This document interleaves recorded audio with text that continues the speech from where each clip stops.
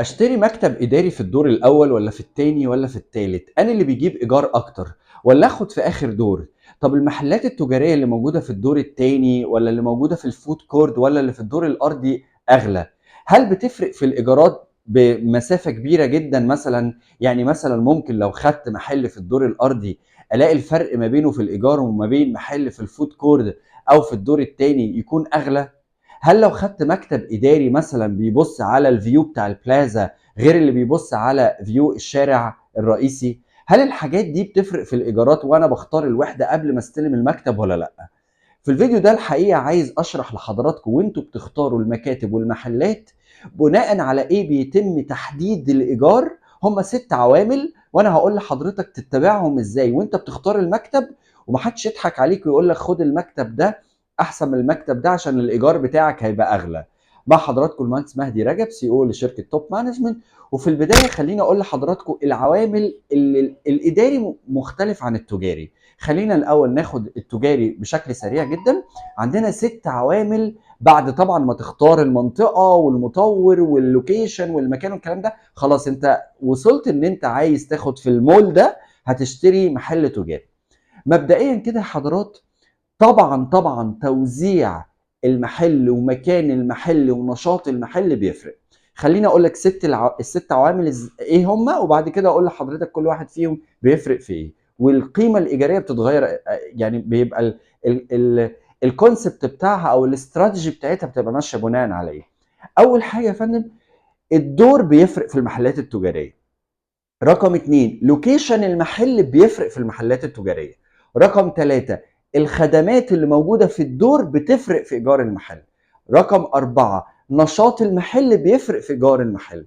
رقم 5، الجزء الخاص بتوزيع الامينيتيز اللي هي او الفاسيلتي اللي هي الاماكن الخدميه من الاسانسيرات والتويلتس وقربك وبعدك ليها بيفرق في ايجار المحل. رقم 6، الفيو بتاع المحل وعرض الواجهه ومواصفات المحل من جوه بتفرق في ايجار المحل. ده بالنسبه للعوامل اللي بتاثر في ايجار المحل. بيبقى في حاجه اسمها في اي اداره مول بيبقى في حاجه اسمها بروبرتي مانجمنت، تحتيها بيبقى في حاجه اسمها فاسيلتي مانجمنت واسيتس مانجمنت. وبعد كده بيبقى في بقى حاجه اسمها ليزنج مانجمنت وكوميونتي مانجمنت وتننت ميكس مانجمنت. الادارات دي هي اللي بتوزع المحلات طبقا لاستراتيجي كل مكان او كل مول. انا طبعا بكلمك في المولات الكبيره الناجحه، يعني زي مثلا في التجمع الخامس كايرو فيستيفال سيتي، زي ووتر واي، زي ريدكون في المستقبل. الاماكن اللي هي عليها اقبال كبير جدا، اللي هي جريد اي، يعني اللي بتاخد رانك عالي جدا. فطيب نمسك اول حاجه. احنا قلنا اول حاجه الدور بيفرق. طبعا الدور بيفرق غالبا بنسبه 70 80%. الدور الارضي هو الاكثر في الايجار، لان في بعض المشاريع بيفترض فيها العميل انه ممكن يكون المول نفسه مش هيبقى فيه اداره ناجحه. فالدور الارضي مش بيه عندنا في التجمع الخامس مثلا تلاقي الدور الارضي ونادرا تلاقي الاول شغال وبقيه الادوار مش شغاله. فعشان كده الدور الارضي دايما بيفرق في الايجارات. زود عليه الادوار اللي هي فيها فود كورد، يعني يبقى بالدور الارضي والدور اللي بيبقى فيه فود كورد دايما اكتر دورين بيبقوا شغالين. طيب رقم 2، اللوكيشن بتاع المحل. طبعا اللوكيشن لما يبقى واجهة على الشارع الرئيسي يفرق ان هو بيتشاف، لان في حاجة اسمها نسبة الشوينج ونسبة الترافيك. لما يكون المحل جنب منطقة خدمات، لما يكون المحل قدام مكان فيه مثلا سينمات، اماكن فيها كيدز اريا، اماكن فيها اكتيفيتيز، لما بيبقى في محلات قريبه من الاسانسيرات او من المصاعد، كل ده بيفرق. فاللوكيشن المحل بيفرق. طيب رقم 3، نشاط المحل بيفرق. كل ما يكون نشاط عليه اقبال كبير جدا بيفرق. رقم 4، الجزء الخاص ب الجزء الخاص بتقسيمه المحل من جوه. مثلا في محلات البراندات الكبيره زي زارا وتمبرلاند واديداس ونايكي والحاجات دي، مش تلاقي عرض الواجهه بتاع المحل كبير باين كده وانت رايح له؟ فبالتالي بتعرف تعمل بانرز او بتقدر تعمل ديجيتال بانرز كبيره بتلفت نظر اللي داخل لك واللي خارج ليك.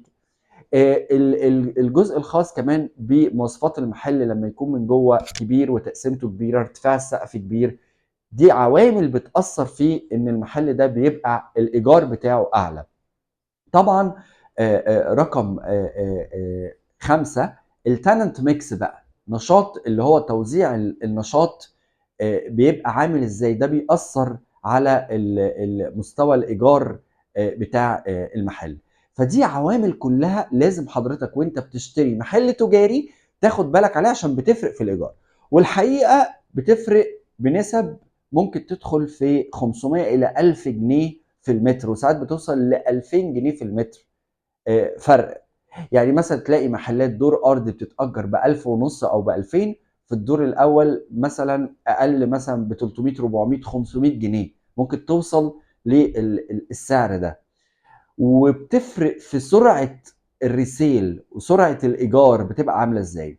الفيو طبعا بيفرق، كل ما يكون الفيو، لو مطعم لازم تركز ان هو لو معاه اوتسايد اريا، سواء هيبقى فاين دايننج مثلا او هيبقى ريستورانت او كافيه، كل ما يبقى معاه تراسز على فيو او اوبن اير دي بتفرق في الايجار. ده معاه مساحه خارجيه كمان طبعا بتفرق مع حضرتك في الايجار.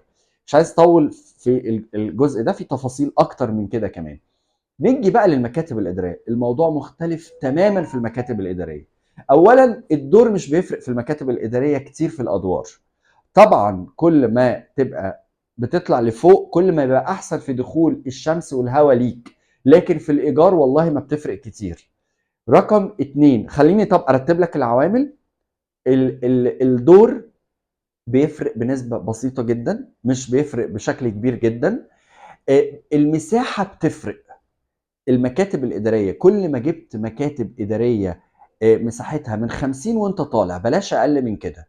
يعني الجروس اريا بتكلم على إجمالي المساحة من 50 متر 60 متر وانت طالع، أكتر من 100 متر يبقى انت كده هتدخل في حتة ان انت ممكن كمان تأجره كمكتب كامل لوحده. يعني 150 متر هيصفي مثلا 90 او 100 متر، ده ممكن تاخده شركة لوحدها. لكن اقل من كده لازم تديه لحد هو يأجره لك، لان غالبا بتنضم المكاتب على بعض. طيب ده اول حاجة. تاني حاجة لوكيشن المكتب. لوكيشن المكتب كل ما يكون قريب من مناطق الخدمات كل ما يكون افضل. الاسانسيرات، التويلتس ما يبقاش بعيد، لو في بابليك تويلتس، ميتنج روم، كونفرنس روم، الحاجات دي بتفرق. طيب رقم 3، الجزء الخاص كمان بالتقسيم الداخلية للمكاتب، ودي نقطة مهمة جدا. كل ما تكون مربعة او مستطيلة بشكل مربع، ما يكونش فيه عواميد من الداخل، امكانية الميرج، ده اللوكيشن بقى، امكانية الميرج تكون كويسة كل ما يكون افضل. بالاضافه كمان الى ان الفيو بيجي بقى في المرتبه الرابعه. الفيو لو باصص على فيو اوبن فيو بيبقى طبعا افضل، ويكون داخل لك شمس وهواء. كل ما ده في المكاتب الاداريه كل ما ركزت على العوامل دي كل ما بيكون افضل. الادوار كل ما طلعت بالادوار كل ما يكون افضل، لكن اوفر اول في المكاتب الاداريه ما بتفرقش في الايجارات خالص، ممكن 50 100 جنيه 200 جنيه ماكسيمم. بالاضافه كمان الى ان خلي بالك من النقطه دي وانت بتشتري مع مطور، هتلاقي بيقول لك انا ببيع الدور الثاني مثلا المتر ب 120,000 والدور السادس ببيعه ب 160,000، في فرق 40,000. انتوا الاثنين لما تيجوا تاجروا الايجارات هتبقى واحده او قريبه من بعض قوي. فما تنخدعش في الحته دي وخلي بالك، لان والله مش بتفرق كتير قوي. لا انا عندي تاخد الدور الثاني مفيش مشكله خالص. وطبعا لو في اي استفسارات او في اي مساعده محتاجينها مني اقدر ابعت لكم اي استشاره فور فري طبعا، انا وفريق العمل في شركه توب مانجمنت. شكرا.